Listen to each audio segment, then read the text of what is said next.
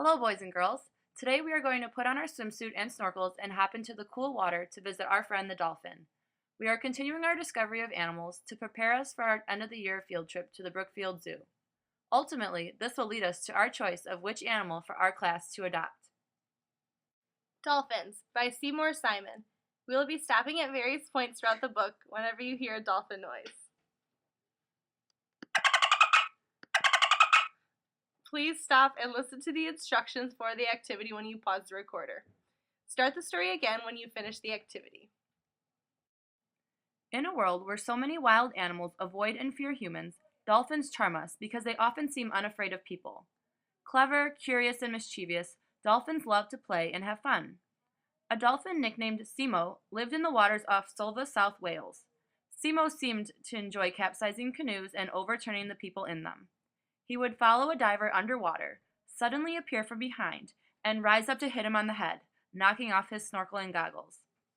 One bottlenose dolphin, nicknamed Percy, who lived in the coastal waters near Cornwall, England, played with the crab pots that people placed on the sea bottom. He seemed to delight in lifting boat and anchors and moving the boats to different spots. There are countless stories of dolphins befriending people and even helping them to survive at sea. Sailors believed that dolphins brought them luck and that it was a bad omen to kill a dolphin. In the past, fisher folk would set dolphins free if they got entangled in their nets. Dolphins and porpoises are whales, or cetaceans, the scientific name for whales. Dolphins and porpoises are smaller, toothed whales. Larger whales, such as the blue whale, have a comb-like strainer made of baleen, or whalebone, in their mouths instead of teeth. Blue whales are the largest animals on Earth, growing to more than 100 feet in length and weighing over 150 tons. Most dolphins and porpoises are smaller than 12 feet long. Names can be confusing. Some porpoises are called dolphins. Some dolphins are called porpoises, and a few dolphins are called whales. The largest dolphin is the orca, or killer whale. A male orca can grow to 30 feet in length, much bigger than other dolphins, much smaller than baleen whales. All whales are mammals. That means that they are warm-blooded, have babies that are born alive and feed on milk, and have hair or fur on some part of their bodies. Whales live in water but have lungs. When they come to the surface, they breathe air through an opening on top of their heads called a blowhole. When a whale surfaces, it spouts a blow of water vapor.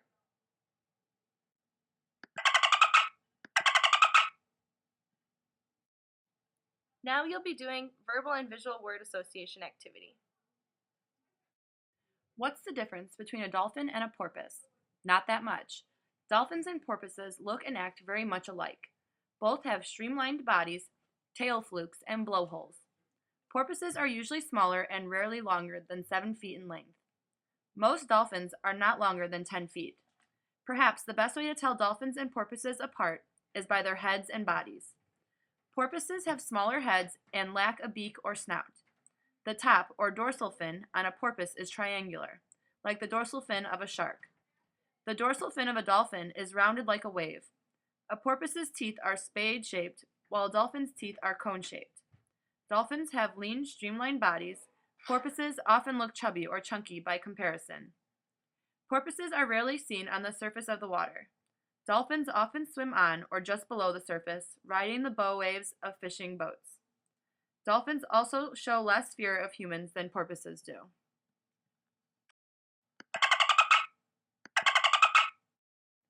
Now you will do a Venn diagram activity comparing dolphins and porpoises. There are about 35 different species or kinds of dolphins and 6 kinds of porpoises. Most of these live in the salty oceans, but 4 dolphin species live in freshwater rivers. 5 or 6 kinds of dolphins, including the orca and pilot whale, are usually called whales. Freshwater river dolphins live in only a few of the largest rivers of Asia and South America, such as the Ganges, the Indus, and the Amazon rivers. Dolphins and porpoises live in all of the oceans except for the very coldest polar waters. The common dolphin, the Atlantic spotted and the Atlantic striped dolphins, and the white-beaked and the bottlenose dolphins are often seen in the North Atlantic Ocean. Pacific, white-sided, and bottlenose dolphins live in waters off Canada and Alaska. Spinner dolphins, Risso's dolphins, and rough-toothed dolphins are mostly found in warmer tropical waters.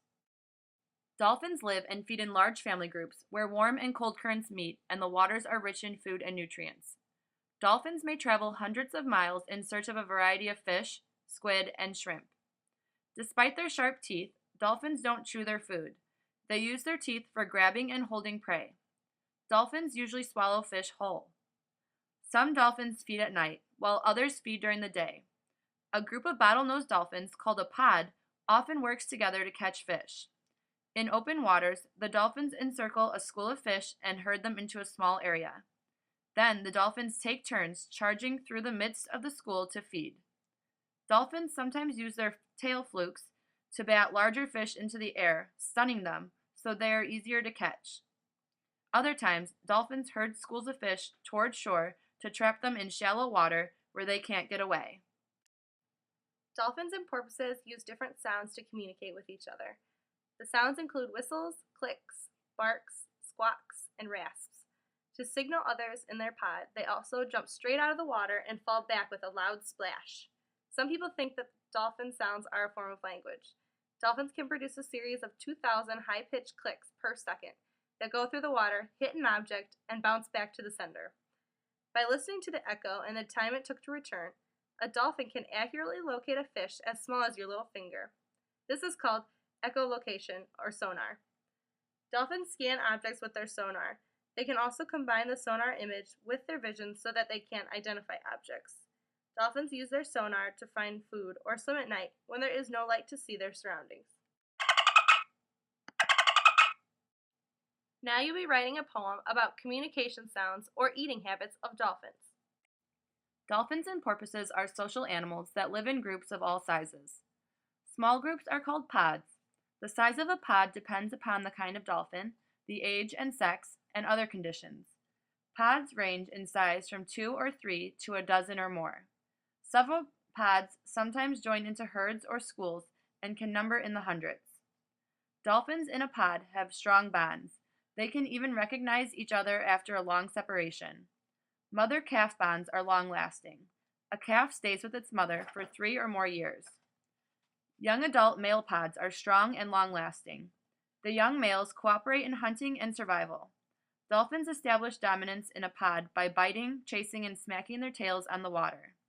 They scratch each other with their teeth and leave tooth marks. Dolphins also use bubble clouds from their blowholes to show their place of power in the pod. Dolphin mothers give birth to a single calf just below the surface of the water. The baby dolphin nurses underwater from its mother, but has to come to the surface to breathe. At birth, a baby dolphin weighs 30 to 50 pounds and is 35 to 50 inches long. A calf will nurse for about a year and a half. Babies are toothless at birth but start to grow teeth in a few weeks. When it is about 4 months old, a baby starts to eat fish but continues to nurse as well. Dolphin mothers are very protective of their babies. A young dolphin can easily stray away from the pod and get lost or attacked by sharks if it is not constantly watched. A mother often raises her calf with the help of other female dolphins in the pod called aunties. When the mother is resting, the aunties act as babysitters, swimming around the calf in protected circles. The close contact between the calf and other dolphins helps the youngster learn how to fish and swim and communicate with and live with others in the pod.